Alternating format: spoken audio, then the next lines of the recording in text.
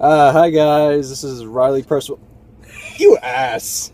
So, this is my friend Coyne. We just saw the Hunger Games, and I thought I let him join in for one. Well, I am the better one for the record. No, this might be a blatant ripoff of the Cinema Snobs midnight screenings, but really the best time you can really review these type of movies is right after you see them. So, yeah. I bring my own special effects. yeah. He brings his own special effects, all right. All right, so we just saw the Hunger Games Catching Fire, and what do you think of it, man? Actually, I liked it. It was actually a really good movie. I liked it too. They definitely they upscaled everything in the movie. Like the last movie had like a really small budget. It looked like. Yeah, and this one, it's also the fact that last movie they were trying to get it kick-started. Now it's kick-started. Exactly. Yeah, I know. Like they got off the ground, and when they saw how popular it was, they brought up the budget for things. Like the scale was so big and huge compared to the last movie. Like the soldiers were different too. The peacekeepers, like they just wore like regular soldiers' uniforms. The last movie. This one, they had that armor crap on. Yeah, they're stormtroopers. They were copying Star Wars. Everybody does it. True. What else? Oh, and it was just,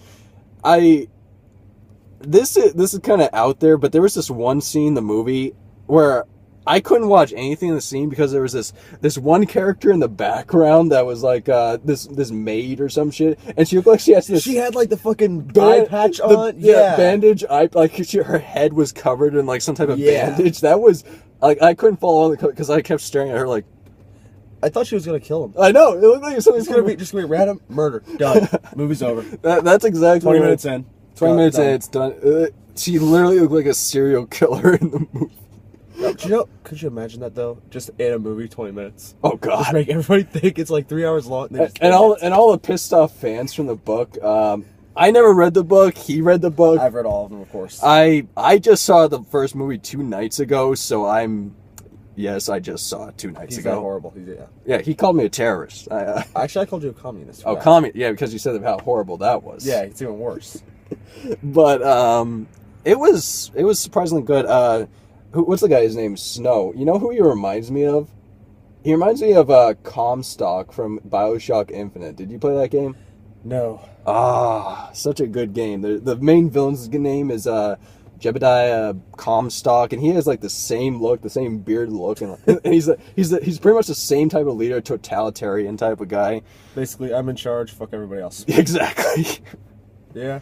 But what could be said? The only thing I really didn't like about this movie that was pretty much the same with the last one was all those close-ups on the faces. Yeah. You could spot the pores on their skin. They were so close up. Yeah, personally, I mean, I think they need a lot more pullouts because they actually did a lot more work for like the outfits and the costumes, which actually made that was good. That's about.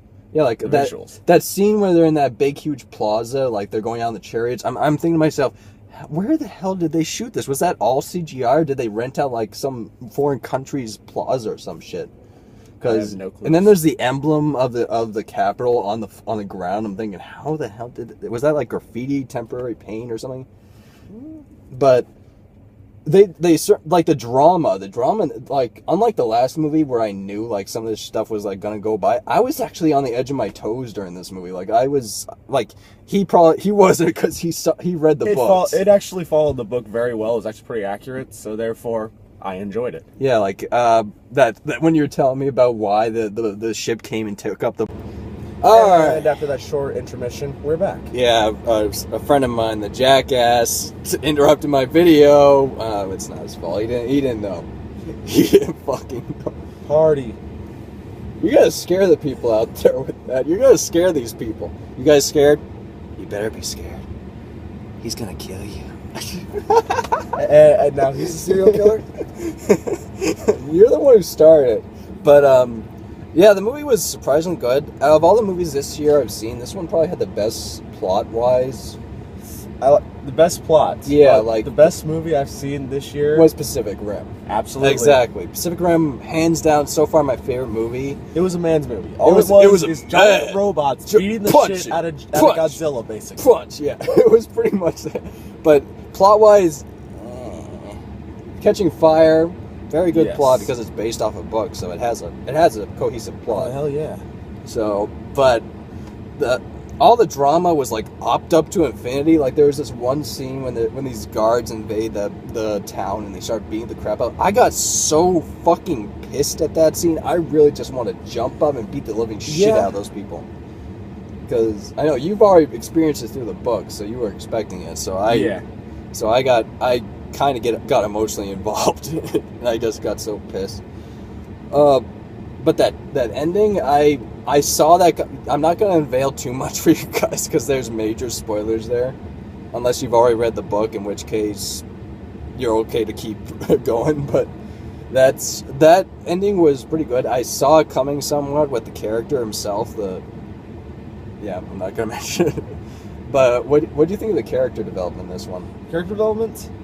I'd say they didn't really develop the characters so much because they did that in the first one. True. This was more of developing the bonds and actually what was going on around the world at that point in time. Yeah, like their world. all the riots and crap, and that scene with the old man. Oh exactly. my god! I mean, the way you got to think about it, they're in a totalitarian government, pretty much ruled by they're segregated. Their districts, they don't know what's going on district to district. They know their district, they know the capital, and everything else is literally filtered through.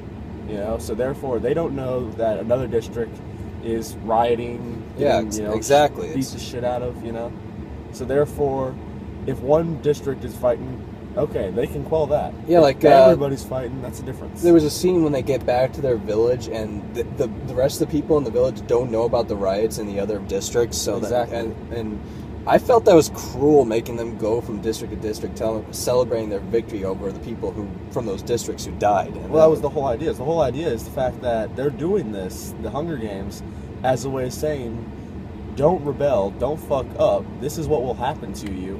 And now you have to give us, 24 of your people every year that we will kill 23 of them. So it's a lot more drama than some of the other adult novels I've read or seen adapted in the film or read in general.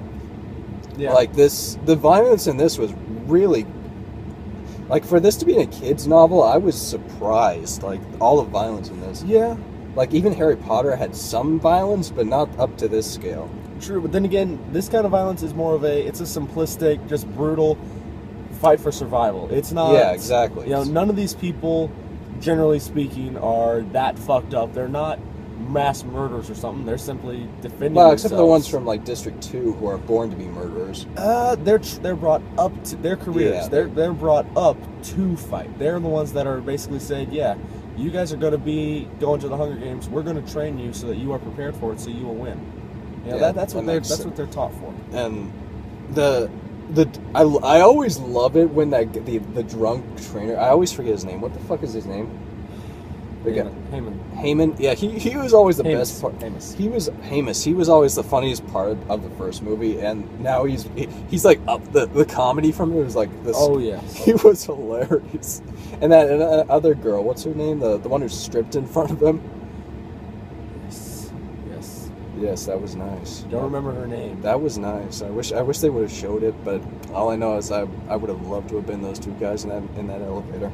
Yes, again, that is where Hamus is funny because he just stands back, appreciates, and Peter is just kind of standing there, wondering where to put his eyes. Yeah, he's always been a dull character to me. Like there's nothing really special about him. He's just. They don't really do a whole lot of character development. Yeah, he was really dull. Even in this movie, like there's not much. He's almost like a throwaway character. Exactly. If I was expecting him to die like any second. Like I expect him to die within like the first 20 minutes of the Hunger Games actually beginning.